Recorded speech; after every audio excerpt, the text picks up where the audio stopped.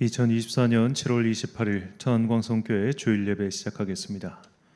사랑과 은혜가 풍성하신 아버지 하나님, 무덥고 습한 날씨 속에서도 우리를 지켜주시어 이곳까지 인도하심에 감사드립니다. 주님의 은혜로 여기까지 이르렀으니 이제 우리 또한 주님의 마음을 시원케 하는 자녀가 되게 하옵소서. 성령님의 도움으로 변화받는 은혜를 체험하길 원하오며 예수 그리스도의 이름으로 기원하옵나이다. 아멘. 사도신경으로 우리의 신앙을 고백하겠습니다. 나는 전능하신 아버지 하나님 천지의 창조주를 믿습니다. 나는 그의 유일하신 아들 우리 주 예수 그리스도를 믿습니다.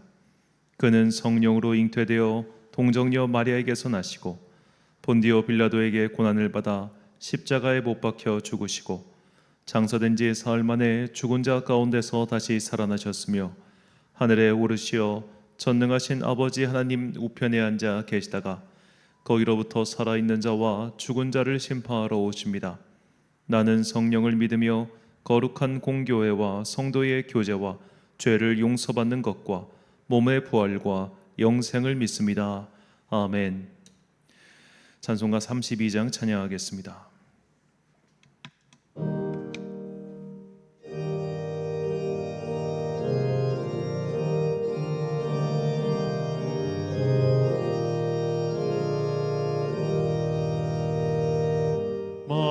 만유의 주제 존귀하신 예수 사람이 되신 하나님 나 사모하여 영원히 섬길래 영광 되신 주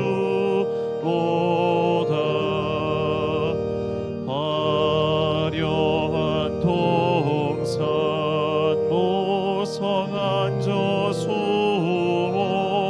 다 아름답고 묘하나 손전한 예수 더 아름다워 봄 같은 기쁨 주시네. 광명한 해와 명랑한 저 달빛 수많은 별들 빛나나 주 예수 빛은 더 찬란하여 참 비교할 수 없도다. 아멘.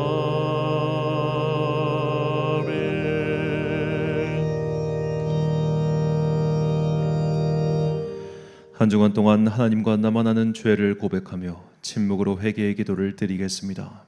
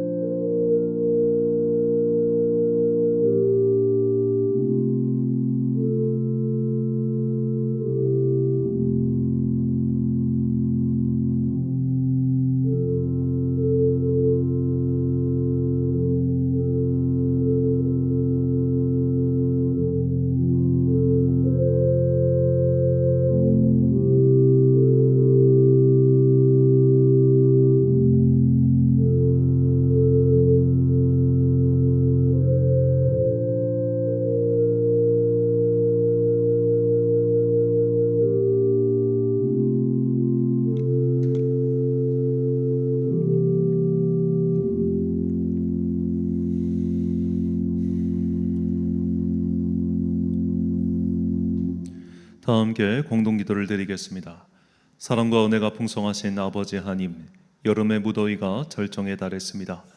많은 이들이 휴가를 떠나는 시간이기도 합니다. 쉬는 자들은 쉼을 통하여서 영육이 강건해지게 하시며 일하는 자들은 맡겨주신 일에 감사하며 충성할 수 있도록 힘을 더하여 주옵소서. 이 나라와 민족의 은혜를 베푸사 여기까지 인도하심에 감사드립니다. 주님께서 일으켜 세우신 나라입니다. 받은 은혜를 감사하며 교만하지 않고 남을 함부로 대하지 않고 겸손하게 주님과 동행하는 나라와 국민들이 되게 하옵소서. 다른 나라, 다른 인종을 대하는 무례함을 성령의 불로 소멸시켜 주시고 사랑은 무례하게 행하지 않는다는 말씀을 지키는 백성들이 되게 하옵소서. 파리 올림픽이 열렸습니다. 스포츠를 통해 인류의 평화와 공존에 이바지하자는 대회의 취지를 잊지 않고 더불어 함께 사는 아름다운 세상을 이루어가는 인류 공동체가 되게 하옵소서. 이 평화를 누리지 못하는 나라들을 위하여 기도합니다. 가난하고 찢어지고 다툼과 분쟁과 전쟁과 테러가 그치지 않는 나라들이 있습니다. 주님께서 그들에게 더욱 큰 은총을 내려주사 이제 총소리와 비명소리가 그치고 평화와 행복의 노랫소리가 들리는 나라들이 되게 하옵소서. 이 일을 위하여 부르시고 세우신 선교사들에게 능력과 힘을 더하여 주시고 우리 또한 그들을 잊지 않고 끝까지 기도하는 중보자들이 되게 하옵소서. 이 시간 오직 주님만 영광 받으시고 우리에게는 넘치는 은혜와 축복의 시간이 되게 하옵소서. 이 모든 간구와 함께 주님의 은총과 자비를 구하며 주님께서 가르쳐 주신 기도를 드리오니 하늘에 계신 우리 아버지, 아버지의 이름을 거룩하게 하시며 아버지의 나라가 오게 하시며 아버지의 뜻이 하늘에서와 같이 땅에서도 이루어지게 하소서. 오늘 우리에게 일용할 양식을 주시고 우리가 우리에게 잘못한 사람을 용서하여 준 것 같이 우리 죄를 용서하여 주시고 우리를 시험에 빠지지 않게 하시고 악에서 구하소서. 나라와 권능과 영광이 영원히 아버지의 것입니다. 아멘.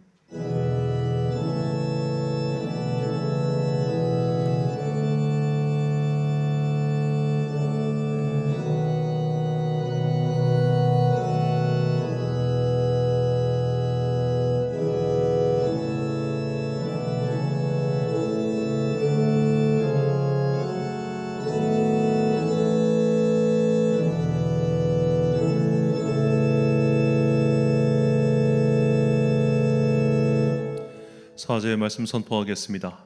은총의 표적을 내게 보이소서. 그러면 나를 미워하는 그들이 보고 부끄러워하오리니 여호와여 주는 나를 돕고 위로하시는 이시니이다. 아멘. 하나님께서 병든 자와 함께 하십니다. 하나님께서 고통당하는 자와 함께 하십니다. 하나님께서 외로운 자와 함께 하십니다. 그러니 염려하지 마십시오. 우리는 하나님 보실 때 너무나 귀한 사람들입니다. 뜨거운 햇살보다 더욱 뜨겁게 사랑하시는 하나님의 마음을 힘입어 믿음의 길을 끝까지 걸어가는 여러분과 제가 되시길 예수님의 이름으로 축원합니다. 교독문 20번을 함께 교독하시겠습니다. 너희 의인들아 여호와를 즐거워하라. 찬송은 정직한 자들이 마땅히 할 바로다. 수금으로 여호와께 감사하고 열줄 비파로 찬송할지어다. 새 노래로 그를 노래하며 즐거운 소리로 아름답게 연주할지어다. 여호와의 말씀은 정직하며 그가 행하시는 일은 다 진실하시도다. 그는 공의와 정의를 사랑하시며 세상에는 여호와의 인자하심이 충만하도다. 여호와의 말씀으로 하늘이 지음이 되었으며 그 만상을 그의 입 기운으로 이루었도다. 그가 바닷물을 모아 무더기같이 쌓으시며 깊은 물을 곳간에 두시도다. 온 땅은 여호와를 두려워하며 세상의 모든 거민들은 그를 경외할지어다. 아멘. 찬송가 327장 찬양하겠습니다.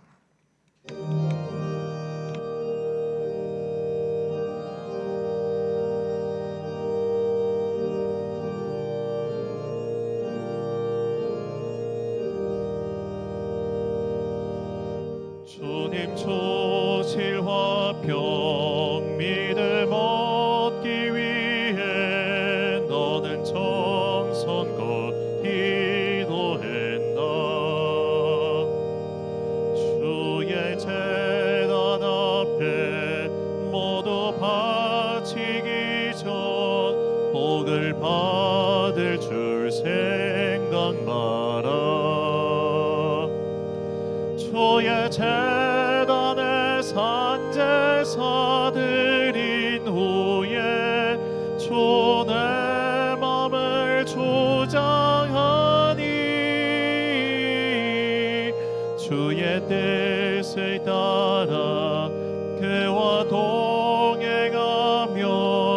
영생 복락을 누리겠네.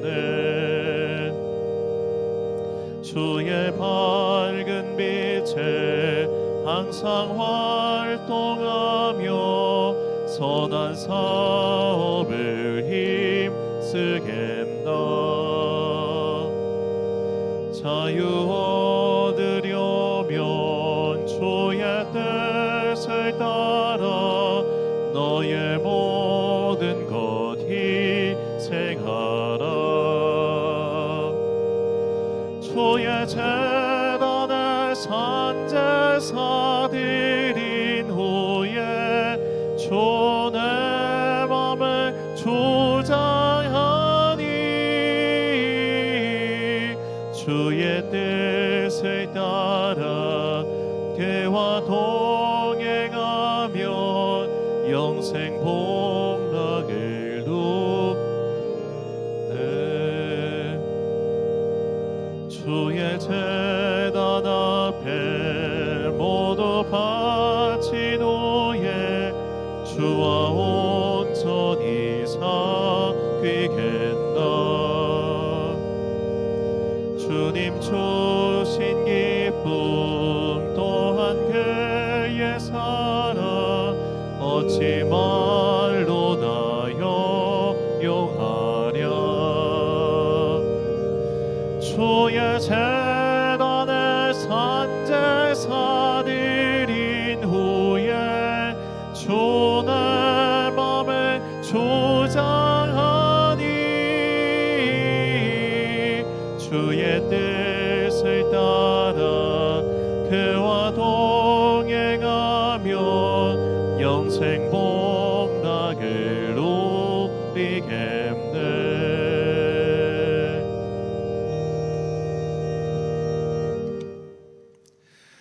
자, 언주 봉헌하신 분들입니다.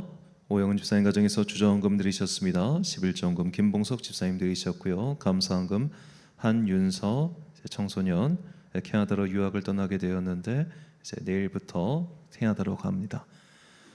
이 아이가 그곳에서 잘 정착하고 학업을 잘 마칠 수 있도록 함께 기도해 주십시오. 성경과 건축헌금 1,000번째 헌금 오영은 집사님 드리셨습니다. 드린 예물 위하여 봉헌 기도 드리겠습니다. 사랑과 은혜가 충만하신 아버지 하나님 참으로 감사합니다.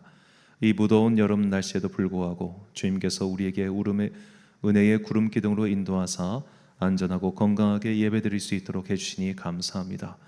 이 무더위를 피할 수 있는 기술을 허락해 주셔서 감사합니다.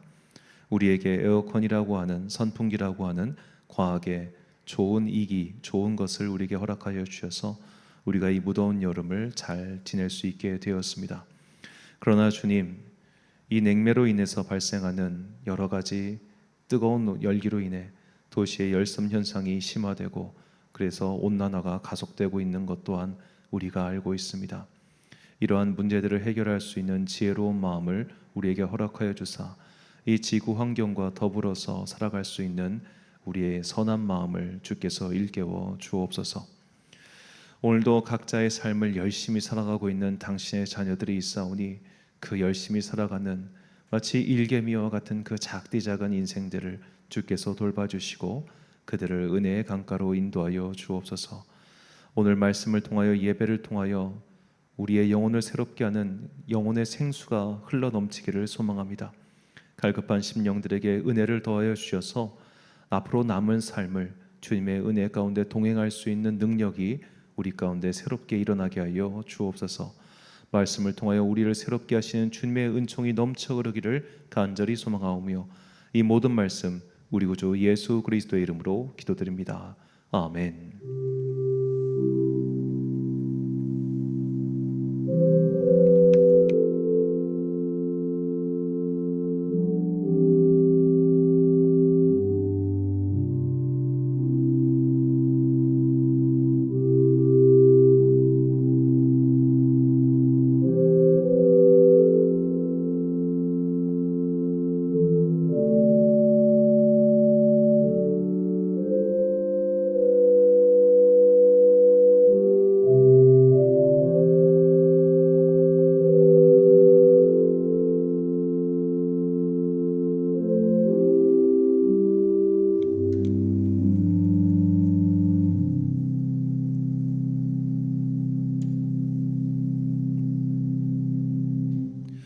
오늘 우리에게 주시는 하나님의 말씀 창세기 4장 6절부터 15절까지 말씀입니다. 창세기 4장 6절부터 15절까지 말씀. 이제 봉독하겠습니다. 하나님의 말씀 경청하십시오.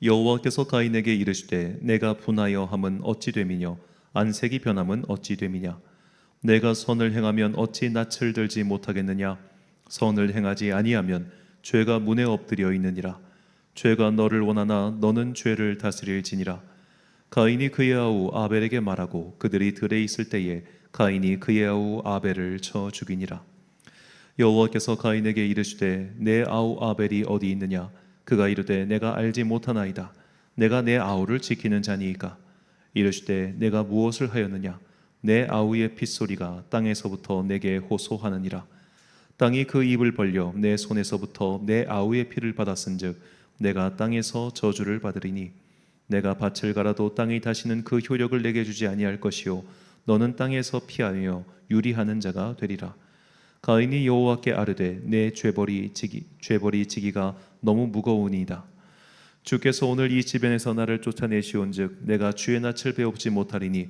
내가 땅에서 피하며 유리하는 자가 될지라 무릇 나를 만나는 자마다 나를 죽이겠나이다 여호와께서 그에게 이르시되 그렇지 아니하다 가인을 죽이는 자는 벌을 7배나 받으리라 하시고 가인에게 표를 주사 그를 만나는 모든 사람에게서 죽임을 면하게 하시니라. 아멘. 왜 한 번 말해서 안 될까라는 제목으로 하나님의 말씀 선포하겠습니다. 얼마 전 유튜브를 통해서 한 교육 전문가, 아이 교육 전문가의 강연을 봤습니다. 그때 강연에 참석했던 한 어머니가 그 전문가 교수님에게 이런 질문을 했습니다. 당신에게 어린 딸이 한 명 있는데 이 어린 딸에게 5살, 6살쯤 됐나 봐요. 그 딸에게 이제 오늘부터 네가 어지른 건 네가 직접 치워. 네 방도 네가 직접 치워. 이렇게 했나 봐요. 아이가 뾰루퉁했어요. 그 말을 하고 나서 얼마 뒤에 불과 몇 시간도 안 돼서 뒤에 엄마는 식탁에 앉아 있고 그리고 딸이 마침 냉장고 앞에 있었습니다. 그래서 딸한테 딸, 엄마 그 냉장고에서 물 한 잔만 꺼내줘 이렇게 이야기를 하니까 딸이 대뜸 이렇게 대꾸를 했다는 겁니다. 왜 나한테는 자기 일은 자기가 알아서 하라고 하고 엄마가 나한테 이런 거 시켜? 엄마도 엄마 일 알아서 해 이렇게 말했다는 겁니다. 그 말을 듣고 그 어머니가 순간 대꾸할 말을 잊어버렸대요. 그리고 나서 이제 이 전문가한테 여쭤보신 겁니다. 자, 이런 식으로 아이가 엄마의 말을 부정하고 대꾸를 할 때 어떻게 해야 되느냐? 정확히 질문은 어떻게 해야 아이들과 말싸움에서 이길 수 있느냐였어요. 어떻게 해야 아이들과 말싸움에서 이길 수 있느냐? 자, 이 질문을 받고 이 전문가 교수님께서 이런 답을 하셨습니다. 아이들과 논리로 말싸움을 이길 생각은 하지 마세요. 왜냐하면 아이들은 논리가 없기 때문입니다. 자, 이 전문가의 답변을 듣고 나서 문득 이런 생각이 들었습니다. 저도 그랬지만 아이들은 습관적으로 왜라고 하는 단어를 입에 달고 살죠. 왜. 자, 처음에는 이게 아이들이 마치 무궁무진한 호기심이 있기 때문에 매사에 왜라는 질문을 던지는 것처럼 보입니다. 그런데 아이들의 말을 잘 보면 아이들은 단순히 궁금하기 때문에 납득하고 싶어서 왜라고 하는 질문을 던지는 게 아니더라는 거예요. 아이들은 부모가 어떤 것을 지시했을 때 그 지시를 따르기 싫어서 왜라고 되받아치는 경우가 많다는 겁니다. 그래서 전문가는 이렇게 자꾸만 왜라고 하는 질문을 던지면서 말도 안 되는 논리 싸움으로 이것을 가지고 가려고 하는, 그렇게 해서 자기가 이것을 하기 싫다는 것을 온몸으로 표현하고 있는 아이들한테는 이거를 논리로서 말로써 납득시키려고 하지 말라는 거예요. 아이들은 어차피 논리가 없기 때문에 아무리 말해도 납득하지 않는다. 그래서 그럴 땐 어떻게 되느냐? 그냥 해라고 단호하게 말해야 한다고 그렇게 전문가가 조언했습니다. 자, 이어서 전문가는 말하기를 그렇기 때문에 아이들은 미성년자라 그렇게 말합니다. 미성년이 무엇인가? 성인이 아니기 때문에 성인의 지도를 받아야 하는 게 미성년이라는 거예요. 자, 미성년자들은 답답합니다. 왜 내 말을 안 들어줄까? 왜 그런 납득도 안 되는 걸 내가 따라야 할까? 왜 내가 하기도 싫은 것을 해야 될까? 해야 하는 이유는 그들이 미성년이기 때문입니다. 미성년자는 논리가 아직 성립되지 않았습니다. 이성이 제대로 자라지 않았습니다. 그래서 자기 감각이 이끄는 대로 할 때가 너무나 많지요. 대표적인 예 하나만 들자면 이빨 닦는 거 좋아하는 아이들 없습니다. 다들 게으르고 닦기 싫어합니다. 하지만 어른들은 이빨을 닦지 않으면 결국 이빨이 썩을 것이고 이빨이 썩게 되면 어떠한 결과가 나온지를 알기 때문에 이빨을 꼬박꼬박 잘 닦으라고 그렇게 수천 번도 더 말하죠. 여기에 왜 닦아? 이빨 썩으니까 닦아. 거기까지는 이해하는데 이제 하기 싫으니까 빈둥빈둥 거리는 거 아니겠습니까? 이게 미성년의 특징이라는 거예요. 먹기 싫어도 영양상 먹어야 되는 게 있고 하기 싫어도 나중을 위해서 해야 되는 게 있는데 미성년자들은 이것을 통제할 수 있는 아직 신체적, 더 정확하게는 뇌의 발달이 이루어지지 않았기 때문에 성인의 지도를 받아야 되는 겁니다. 이게 미성년자입니다. 그러니까 자꾸만 미성년자를 납득시키려고 할 게 아니라 그냥 시켜야 된다는 거죠. 자, 아이들은 설명이 통하지 않는 구간이 있습니다. 논리로 납득시킬 수 없는 구간이 있습니다. 그런 구간에 이르렀을 때는 그냥 해라는 식으로 권위로서 그 쓸데없는 논쟁을 종식시켜야 된다는 것이죠. 자, 여기서 두 번째 상황으로 이어집니다. 이렇게 부모가 권위를 가지고 야 그냥 해라고 했을 때 아이들의 반응은 크게 세 가지로 나뉜다는 거예요. 자, 이렇게 부모의 명령에 대한 아이들의 반응은 첫 번째로 화를 내고 싸우는 겁니다. 이런 아이들은 부모의 권위를 인정하지 않기 때문에 화를 내는 거예요. 둘째로는 울어버리는 아이들입니다. 권위를 인정하고 싶진 않아요. 그런데 내가 부모를 이길 수 없다는 것을 알고 있을 때 아이들은 울어버린다고 합니다. 세 번째로 말대꾸 없이 수용하는 겁니다. 이런 아이들은 부모의 권위를 이미 인정하고 받아들였기 때문에 그냥 수용하고 따른다고 하네요. 자, 이 울어버린다는 표현이 되게 재밌었어요. 권위를 인정하고 싶진 않아요. 그런데 내가 엄마를 이길 수 없어, 아빠를 이길 수 없어. 그러니까 분해. 그래서 울어버리는 겁니다. 자, 이만큼 인간이라고 하는 동물은 참 말 안 듣는 동물이죠. 우리는 정말로 지독하게 말을 듣지 않습니다. 그래서 이제 전문가는 말하기를 아이들을 교육할 때 아이들이 결국에는 이런 지도를 받을 수 있도록 때로는 무섭게 다그쳐야 되고 혼내고 권위를 가지고 말해야 된다고 그렇게 말합니다. 그러니까 이분이 정말 요즘 말로 뼈 때리는 말을 하는데 왜 자꾸 아이와 친구 같은 부모가 되려고 하시냐. 친구 같은 부모란 없다. 그냥 부모는 부모로서 권위를 분명히 보여줘야 된다고 따끔하게 말을 하더군요. 그 말을 듣고 저는 이 말씀이 떠올랐습니다. 히브리서 12장 5절부터 8절까지 말씀. 또 아들들에게 권하는 것 같이 너희에게 권면하신 말씀도 잊었도다. 일러스되 내 아들아 주의 징계하심을 경히 여기지 말며 그에게 꾸지람을 받을 때에 낙심하지 말라. 주께서 그 사랑하시는 자를 징계하시고 그가 받아들이시는 아들마다 채찍질 하심이라 하였으니 너희가 참음은 징계를 받기 위함이라. 하나님이 아들과 같이 너희를 대우하시나니 어찌 아버지가 징계하지 않는 아들이 있으리요. 징계는 다 받는 것이거늘 너희에게 없으면 사생자요 친아들이 아니니라. 아멘. 자, 혼나는 것 좋아하는 사람 아무도 없습니다. 혼나는 것 다 싫습니다. 어른부터 아이까지 이거 좋아하는 사람 단 한 명도 없습니다. 그런데 혼나지 않으면 자식이 아니라는 거예요. 우리가 누군가와 말싸움하기 싫을 때가 있습니다. 누군가를 혼내는 것도 싫을 때가 있습니다. 언제입니까? 그 사람과의 관계가 지긋지긋할 때입니다. 그 사람과의 관계를 끊어버리고 싶을 때입니다. 그럴 때는 굳이 그 사람과 말싸움하기 싫어요. 언성 높이기 싫어요. 그러면은 꼴 보기 싫은 행동을 해도 그냥 넘어가게 됩니다. 하나님도 그러실 단계가 이를 때가 있겠죠. 아, 얘랑 더 이상 안 되겠구나. 그게 사울의 단계 아닙니까? 사울 왕이 마지막에 이르렀을 때는 모든 관계의 채널이 끊어졌어요. 그러니까 더 이상 그가 말해도 듣지 않으시고 또한 사울 또한 하나님의 말을 들을 생각 자체가 없었죠. 자, 그런 단계에 이르기 전에 하나님께서는 우리를 채찍질하신다는 겁니다. 징계하신다는 겁니다. 혼내신다는 겁니다. 말을 들을 때까지 단호하게 화를 내신다는 겁니다.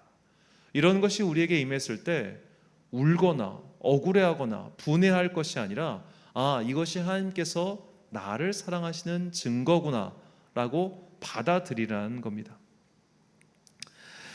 그렇다면 하나님께서는 이렇게 처음부터 화를 내시고 채찍질하시고 손찌검하신 걸까요? 한 번 말한 거 듣지 않았다고 해서 바로 자녀를 때리는 그런 부모는 없을 겁니다. 야, 내가 이거 어제 분명히 하라고 했는데 왜 안 했어? 딱 때리는 그런 이상한 부모는 없어요.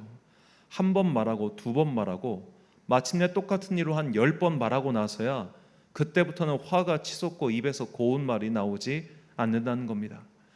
자, 부모가 그렇게까지 화가 치솟기 전에 조심하는 사람은 눈치가 빠른 거고, 그 단계를 넘어 상대를 폭발하게 만들었는데도, 상대가 이미 화가 폭발했는데도 멀뚱멀뚱 가만히 있으면 그때는 화를 초래하는 것이죠.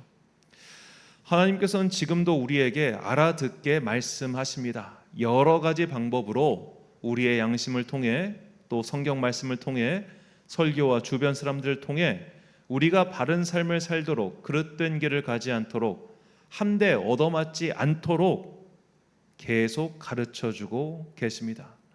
그런데도 왜? 라고 말대꾸를 하며 말을 듣지 않으면 어떤 일이 벌어질까요? 얻어맞게 되는 겁니다.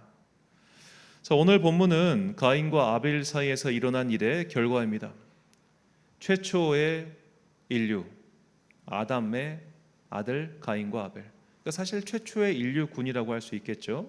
자, 이들이 벌인 행동은 어쩌면 하나님의 교육 방법과 우리의 반응에 대한 원형과 같은 모델이라고 할 수 있겠습니다. 그러니까 오늘 본문에 나온 이 가인의 모습은 모든 인간이 하나님의 훈육에 대해서 나타내는 반응의 원형이다라고 볼 수 있다는 겁니다. 즉, 우리가 이러한 상황에 처해 있을 때, 모형적으로 봤을 때 우리는 가인의 행동과 그렇게 크게 다르지 않다는 거예요. 자, 이 사건의 개요를 설명드리면, 하나님께서 아벨의 제사는 받으시고 가인의 제물은 받지 않으셨습니다. 하나님께서 어째서 가인의 것을 받지 않으셨는지 그 이유는 명확하게 나오지는 않습니다. 단지 히브리서는 믿음으로 드리지 않았다라고만 했는데, 이것이 구체적으로 무엇인지는 모르죠. 이건 뭐 본인들만 알 겁니다. 자, 분명한 것은 하나님께서 가인이라고 하는 캐릭터, 그 사람 자체가 너무 싫어서, 그래서 그의 제물을 받지 않으신 게 아니라는 것은 분명하죠. 하나님께서는 가인과 아벨 둘 다 동일하게 사랑하셨고 동일하게 관심을 두고 계셨습니다. 다만 가인이 드리는 제물, 가인이 드리는 제사에 어떠한 부분에 미흡한 것이 있었기 때문에 하나님께서는 그의 제물을 받지 않으심으로써 그에게 말씀하고 계셨던 거예요. 그에게 눈치채라고 신호를 주셨던 거예요. 그런데 가인은 전혀 그 신호를 눈치채지 못하고 분하여 씩씩거리신 것이죠. 자, 이렇게 첫 번째로 눈치를 줬는데 눈치를 채지 못하니까 이제는 말로 그를 가르치십니다. 본문 6절과 7절 말씀. 여호와께서 가인에게 이르시되 내가 분하여 함은 어찌 됨이뇨 안색이 변함은 어찌 됨이냐 내가 선을 행하면 어찌 낯을 들지 못하겠느냐 선을 행하지 아니하면 죄가 문에 엎드려 있느니라 죄가 너를 원하나 너는 죄를 다스릴지니라. 자, 이쯤 되면 눈치 빠른 애들은 야, 오늘 분위기가 안 좋다, 알아서 조심하자라는 식으로 행동하겠죠. 하나님께서 제사를 받지 않으신 것이 바로 이렇게 분위기 조성입니다. 눈치가 빠르면 돌이켜봐야 됩니다. 눈치가 빠른 애들은 이거 뭔가 심상치 않은데 내가 조심해야 될 것 같은데 이렇게 조심을 합니다. 근데 눈치 없는 애들은 이러거나 저러거나 말거나 분위기가 좋거나 나쁘거나 그냥 이전과 똑같이 행동을 해요. 그때 1차 경고가 나가는 겁니다. 말로 경고가 나갑니다. 너 조심해. 너 그렇게 하지 마. 이런 식으로 하나님께서 지금 분위기를 읽지 못하는 가인에게 1차 경고를 하신 거예요. 말로 경고를 하셨어요. 그런데 가인이 이 말로 하는 경고를 듣지 않습니다. 그렇게 아벨을 살해하죠. 그래서 하나님께서 이제는 그를 치기로 하고 너 이제 말로 하니까 못 알아듣는구나. 그럼 맞아라 라고 말씀하시는 거예요. 11절과 12절. 땅이 그 입을 벌려 내 손에서부터 내 아우의 피를 받았은즉 내가 땅에서 저주를 받으리니 내가 밭을 갈아도 땅이 다시는 그 효력을 내게 주지 아니할 것이요 너는 땅에서 피하며 유리하는 자가 되리라.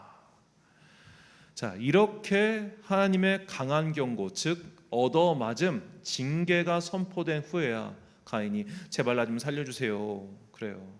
자, 이것도 우리가 잘 보면 가인은 내가 아벨을 죽인 게 잘못했습니다 이 얘기가 아니에요. 나 좀 살려달라는 이야기일 정도, 딱 그 정도입니다. 그래서 하나님께서 그에 대한 심판을 취소하신 것이 아니라 너를 죽이는 것까지는 내가 허용하지 않겠다 그렇게 말씀하시고 여전히 그에게 징벌은 남아 있었죠. 자, 말로 했을 때 들었다면 이런 일이 있었겠습니까? 하나님께서 말로 경고하셨을 때 그가 들었다면 이런 지경까지 갔겠습니까? 이것은 단순히 가인의 어리석음을 우리에게 전해주기 위한 말씀이 아니라 우리에게는 모두 이런 가인과 같은 모습이 있음을 알려주기 위해서입니다. 분위기가 안 좋으면 거기서 고치면 가장 좋아요. 말로 했을 때 고치면 그나마 이것도 굉장히 훌륭해요. 그런데 분위기도 못 읽고 말로 해도 안 듣고 그때는 마지막 단계 얻어맞는 것 외에는 방법이 있겠습니까? 그래서 하나님의 혼내시는 단계를 보면 이렇습니다. 첫 번째, 하나님께서는 분위기로 말씀하십니다. 뭔가 분위기가 심상치 않아요. 두 번째는 말씀을 하십니다. 그리고 세 번째는 혼내시는 겁니다. 그렇다면 가장 현명한 단계는 분위기 안 좋을 때 눈치 빠르게 행동하는 거죠. 눈치 빠른 애들은, 요즘 부모님들은 우리 애들이 눈치 보는 게 싫어요. 눈치 보는 건 뭔가 자신감이 없는 것 같잖아요. 이래가지고 무례하게 자녀를 키우는 경우들이 상당히 많은데 눈치를 보는 것과 눈치가 빠른 건 다른 거예요. 눈치가 빠르다고 하는 것은 타인의 감각, 타인의 감정에 잘 공감하는 겁니다. 그러니까 눈치가 빠른 건 사실은 사회생활할 때 매우 유리한 거죠. 눈치가 빠른 애들은 오늘 선생님이 기분이 안 좋은 것 같으니까 야 이거저거 알아서 조심하자라고 합니다. 이런 아이들은 커서도 사회생활 잘할 수밖에 없습니다. 분위기를 잘 읽는다는 이 감각의 중요함은 이루 말할 수가 없죠. 이렇게 분위기를 잘 읽는 사람들이 유머 감각 있는 사람이죠. 유머라고 하는 것은 사실 굉장히 아슬아슬한 선타기와 같아요. 해보신 분들은 아시겠지만 내가 말을 던졌을 때 분위기가 냉랭해지는 경우가 있고 내가 말을 던짐으로써 분위기가 확 사는 경우가 있어요. 그런데 이것은 정말로 분위기를 잘 읽고 선을 아슬아슬하게 잘 타는 정말 감각적인 사람들이 할 수 있는 겁니다. 그래서 유머 감각 있는 사람들은 그의 외모와 상관없이 모두에게 사랑받는 거죠. 자, 이 개그맨 최양락 씨가 이 선배들에게 얻어맞은 일화는 굉장히 재밌는데, 자, 이분은 어릴 적부터, 이분이 아마 제가 고향이 온양으로 알고 있는데요, 이분은 어릴 적부터 이렇게 남을 웃기는 걸 되게 좋아했어요. 근데 이 웃긴다고 하는 게 항상 선탁이라고 하지 않았습니까? 그래서 학교 학창 시절에도 선생님 웃기려고 하다가 정말 앞에 나와서 여러 번 얻어맞았다고 합니다. 개그맨이 되고 나서도 뭐 선배인 전유성 씨라든지 그런 분들한테 참 많이 맞았대요. 왜냐하면은 분위기 못 읽고 그냥 웃기려고 말했다가 얻어맞은 거죠. 이마룡 씨한테도 얻어맞고, 하여튼 그런 일화도 이제 재밌는데, 물론 그렇게 선배들한테 얻어맞고 나서도 지금까지 롱런하는 것을 보면은 이분이 심성 자체가 나쁜 사람은 아니다는 것을 알 수 있지만, 여하튼 이렇게 유머라고 하는 것은 분위기를 잘 읽어야 되고, 요거 잘못 읽으면은 삐끗하면은 바로 얻어맞는 그런 걸 알 수 있죠. 자, 오늘은 이 선까지 허용되지만 내일은 이 선까지 허용이 되지 않을 수 있습니다. 그것은 오로지 상대방의 기분과 상태에 달린 것이죠. 그리고 그 기분과 상태를 만드는 것은 외부적인 요인도 있겠지만 때로는 나 때문이기도 합니다. 내가 모르는 사이에 한 어떤 행동 때문에 상대방의 기분이 상해서 분위기가 안 좋아질 수 있죠. 남녀 사이에 이런 일들이 얼마나 많습니까? 남자가 여성을 대할 때 가장 힘들어하는 게 상대가 왜 화가 났는지 모를 때입니다. 모르니까 알려달라고 했어요. 그러니까 더 화를 내요. 어떻게 내가 왜 화가 나는지 모를 수가 있어 라고 말입니다. 이거 소재로 한 개그 패러디가 굉장히 많죠. 그러니까 연애를 잘하는 것도 눈치가 있어야 됩니다. 자, 그렇다면 우리는 어떻게 해야 이렇게 하나님의 눈치를 빠르게 파악할 수 있을까요? 오늘 하나님의 분위기가 심상치 않은데? 오늘 하나님께서 나를 대하는 분위기가 뭔가 좀 다른데? 이걸 어떻게 알 수 있을까요? 바로 기도입니다. 꾸준한 하나님과의 소통, 하나님과의 대화 시간, 이런 것들이 쌓였을 때 우리는 하나님의 기분을, 하나님의 상태를 눈치챌 수 있습니다. 더 정확히 말하면 평소에 꾸준히 쌓아올린 경건의 훈련들로 인해 우리의 안테나를 하나님께 맞춘 거예요. 맞춰놓고 나니까 하나님께서 오늘 나를 보시는 그 감각이 심상치가 않아요. 그런 것을 느꼈을 때 평소에 경건 훈련이 쌓인 사람들은 내가 했던 어떤 것 때문에 지금 하나님께서 기뻐하지 않으시는구나. 내가 했던 어떤 상황 때문에 지금 하나님께서 별로 기분이 좋지 않으시는구나. 그럼 내가 뭘 고쳐야 되지? 이런 식으로 스스로를 빠르게 돌아보게 된다는 겁니다. 그래서 평소의 경건 훈련, 평소에 하나님과의 교제가 중요한 겁니다. 이런 사람들은 누군가가 말을 하기 전에 혹은 하나님께서 경고의 메시지를 날리시기 전에 이미 자신을 고칠 수가 있어요. 가장 좋은 상태입니다. 자, 이것은 비유하자면 오늘 엄마의 기분이 좋지 않아요. 그때 눈치 빠른 아이들은 일단 조심해요. 왜냐? 나한테 불똥 튀는 건 사절이니까. 엄마가 지금 분위기가 안 좋네? 오늘 조심해야지. 오늘 선생님이 기분이 안 좋네? 조심해야지. 오늘 우리 상사님이 기분이 안 좋네? 조심해야지. 오늘 전체적으로 좀 분위기가 별론데? 이럴 땐 조심해야지. 이렇게 분위기를 읽을 줄 알면은 화를 피해요. 그런데 분위기를 읽을 줄 모르는 아이들, 분위기를 읽을 줄 모르는 사람들은 화를 자초하는 거예요. 그 사람들이 오는 첫 번째 화가 경고의 메시지라는 겁니다. 자, 이렇게 하나님께서 두 번째 방법, 경고의 메시지를 보내실 때는 첫 번째로 사람을 통해서 말씀하십니다. 그리고 성경을 통해서도 말씀하십니다. 설교를 통해서, 주변 사람들 통해서 계속 경고의 메시지를 주세요. 야, 그거 조심해. 그거 하지 마. 이렇게 반복해서 말씀하시는 거죠. 이 방법이 바로 선지자를 통해서 말씀하셨던 겁니다. 하나님께서 우리가 이스라엘 민족이 평소에 기도 생활과 경건 생활을 잘 해왔으면은 하나님께서 하시는 이 분위기를 읽고 스스로를 고쳤을 거예요. 근데 이들이 그렇게 하지 않았으니까 하나님께서 선지자를 보내서 말씀하셨습니다. 그렇게 하지 마. 너 그거 하면 맞아. 너 그거 하면 혼나. 선지자를 통해서 계속 말씀하게 하신 것, 이것이 두 번째 방법이죠. 자, 여기서 경고를 듣고 멈추면 됩니다. 분위기를 읽지 못해도 야, 오늘 까부지 마.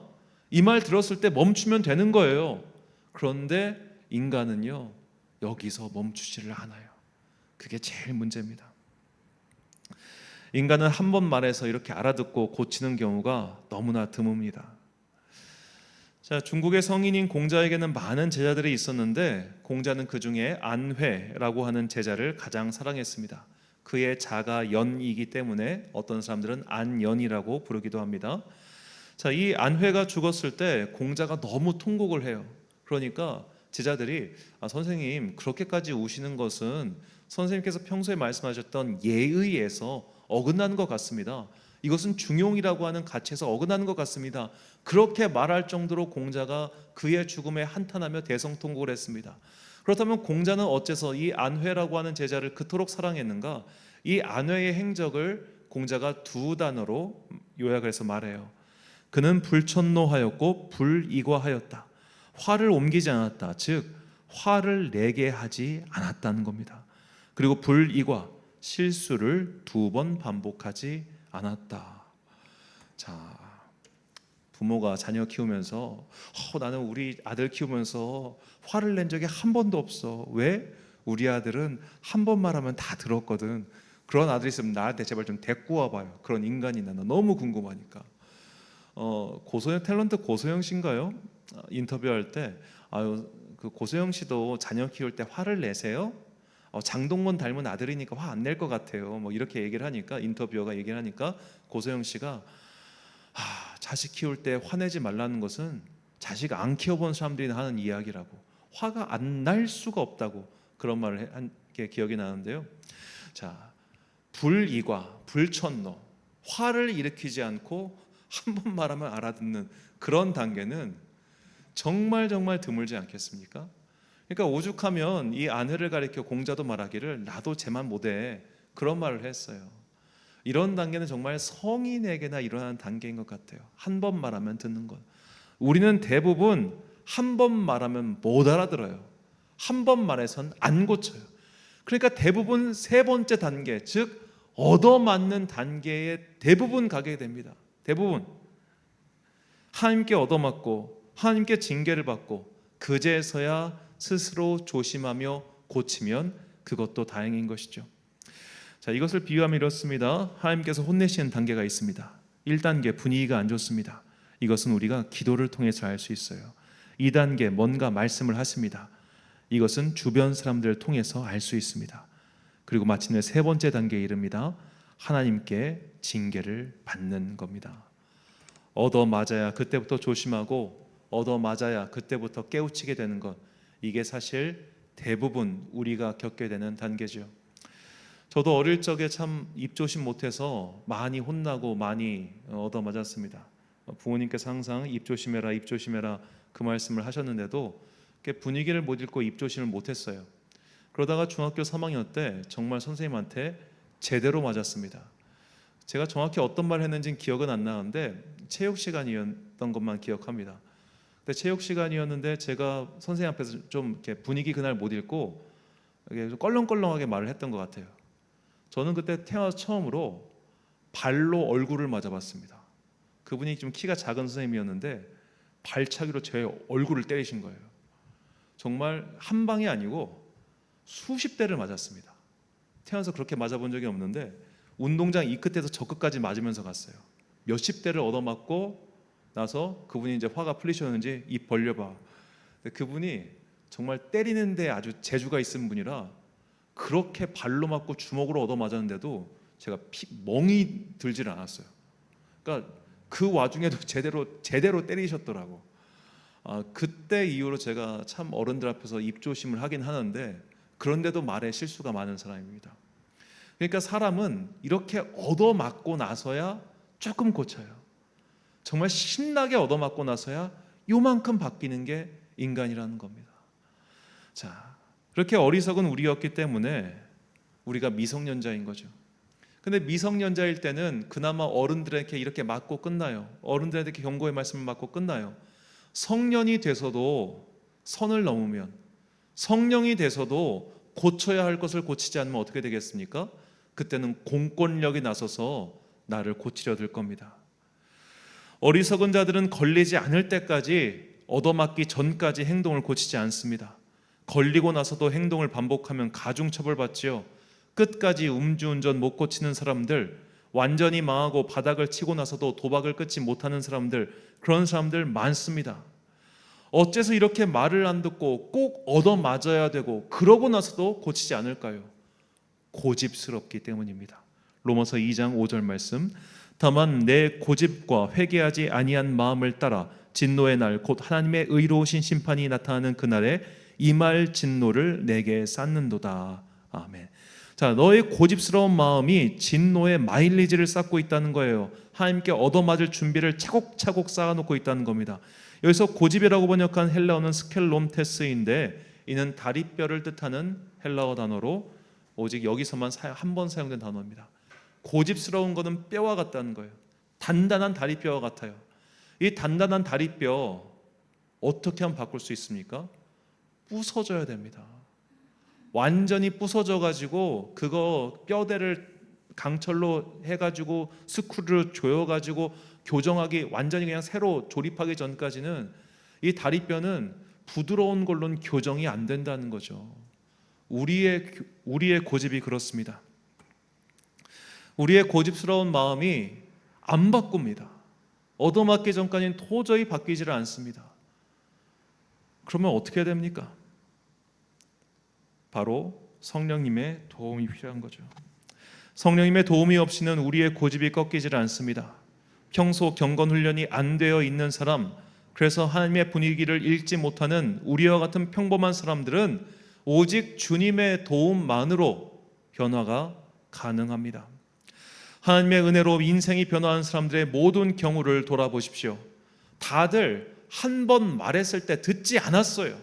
두 번 말해도 듣지 않았고 여러 가지 사건과 메시지가 있음에도 그들은 고집스럽게 행동하다가 결국 세게 얻어맞고 나서야 그 삶의 궤도를 바꿨지요. 인생의 길이 완전히 막힌 이후에야 하나님께 간절히 기도했고 성령의 은혜로 거듭난 겁니다.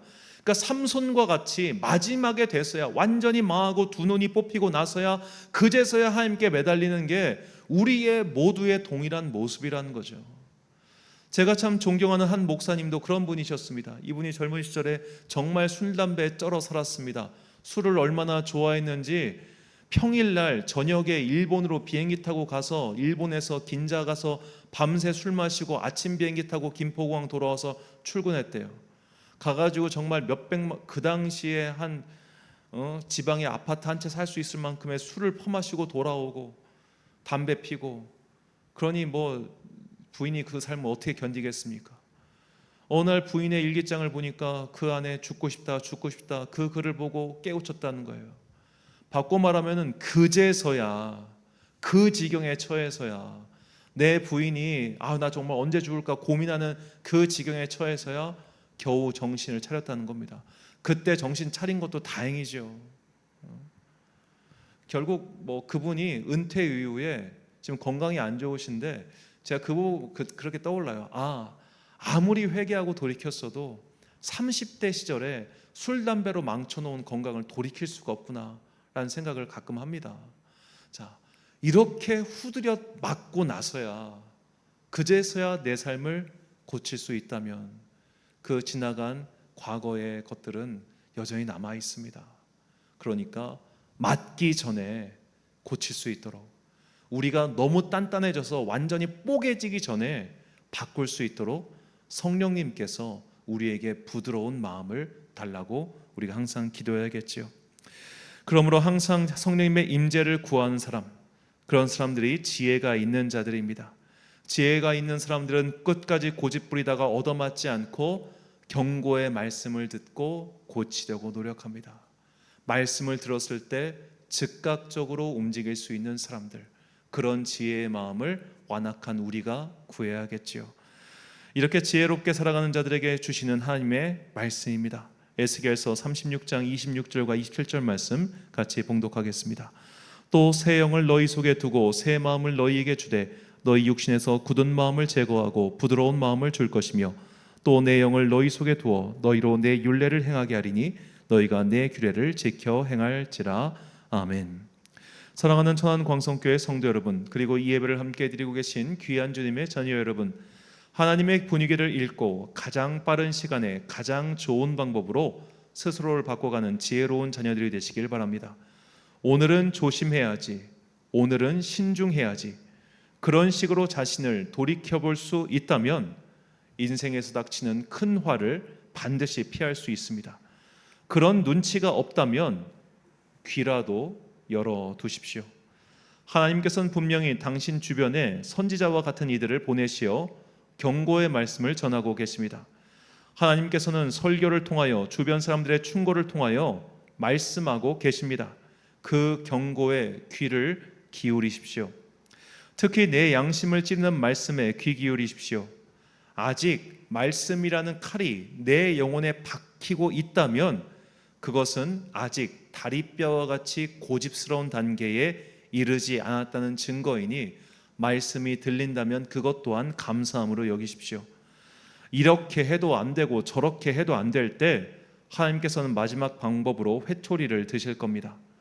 얻어맞아야 행동을 고친다면, 명예를 다 잃고 온갖 쪽팔림을 당한 후에야 그 길에서 돌이킨다면 그건 참 안타깝지 않겠습니까?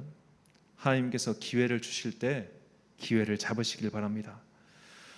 그러나 우리는 참으로 고집스럽고 어리석기에 얻어맞고도 고치질 않지요.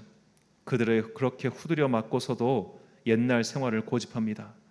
우리가 그런 지경에 처하지 않도록 항상 성령님의 은혜를 구하십시오. 성령님만이 우리의 영혼밭을 옥토로 변화시키십니다. 그분만이 우리의 영혼을 부드럽게 만드십니다. 단단한 뼈는 결국 바스라질 수밖에 없습니다. 그렇게 되기 전 성령님께서 우리 영혼을 부드럽게 만들어 달라고, 그래서 하나님 보실 때 선한 모습으로 변화해가는 여러분과 제가 되시길 주님의 이름으로 축원합니다. 우리의 믿음의 고백과 간구를 담아 하나님의 음성을 듣고자 기도하면 이 찬양 올리신 후에 함께 기도와 축도로 예배를 마치겠습니다.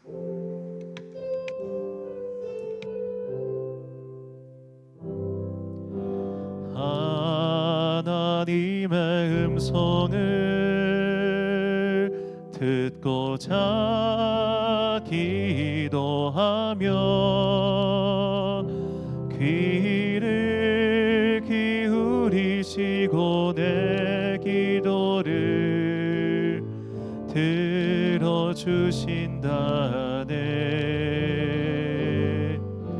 깊은 웅덩이와 수렁에서 끌어주시고 나의 발을 반석 위에 세우시사 나를 튼튼히 하셨네. 새 노래로 부르자 랄라라. 하나님께 올릴 찬송을 새 노래로 부르자. 하나님 사랑해. 주를 의지하고 주를 의지하고 교만하지 않으면 거짓을 치우치지 아니하면 복이 있으리라. 여호와 나의 주는 크신 권능의 주라. 주의 크신 권능으로 우리들을 사랑하여 주시네. 새 노래로 부르자 랄라라. 하나님께 올릴 찬송을 새 노래로 부르자. 하나님 사랑해. 새 노래로 부르자 랄라라. 하나님께 올릴 찬송을 새 노래로 부르자. 하나님 사랑해. 기도하겠습니다. 사랑과 내가 충만하신 아버지 하나님, 우리가 하나님의 그 분위기를 느낄 수 있도록 날마다 경건의 기도를 게을리하지 않겠습니다. 하나님께서 미리 말씀을 통해서 구체적으로 말씀하지 않으셔도 오늘 위기가 닥칠 수 있으니 미리 경고하실 때 그 경고를 눈치챌 수 있는 영민한 사람들, 재빠른 사람이 되길 원하오니 우리의 날마다의 경건 훈련을 통하여 주님 우리에게 응답하여 주시고 말씀하여 주옵소서. 우리가 이렇게 매일의 경건 훈련을 게을리할 때 주님께서는 분명히 주변 사람들과 선지자들을 통해서 말씀하실 것입니다. 그 말씀에 귀 기울이고 그 경고에 나의 삶을 돌이킬 수 있는 지혜로운 자들 되게 하여 주옵소서. 마침내 너무나 어리석어서 주님께 회초리를 맞은 후에야 그제서야 정신을 차리고 모든 것을 잃은 후에서야 스스로를 돌이키는 어리석은 자 되지 않도록 성령 하나님 우리의 영혼을 옥토로 변화시켜 주옵소서. 그리하여 날마다 말씀의 열매 성령의 열매를 맺어가 주님을 기쁘시게 하는 아름다운 자녀들이 되기를 간절히 소망하오며 이 모든 말씀 우리 구주 예수 그리스도의 이름으로 기도드립니다. 아멘. 파송의 말씀 선포하겠습니다. 우리는 죄로 인해 고집스러운 상태로 자랐습니다. 우리의 단단한 마음을 부드럽게 만드시는 분이 성령님이십니다. 언제나 성령님의 은혜와 도움을 구하여 부드러운 영혼밭으로 변하여 성령의 아름다운 열매를 맺어가는 여러분과 제가 되시길 예수님의 이름으로 축원합니다. 축도로 예배를 마치겠습니다. 지금은 우리 주 예수 그리스도의 은혜와 하나님 아버지의 놀라우신 사랑과 성령님의 교통하심이 이제 얻어 맞기 전에, 회초리로 맞기 전에 깨닫고 듣고 변하여 주님을 기쁘시게 하는 자녀가 되어 일하다지만은 귀한 주의 자녀들 머리 위에 지금부터 영원까지 함께 하시기를 간절히 축원하옵나이다. 아멘.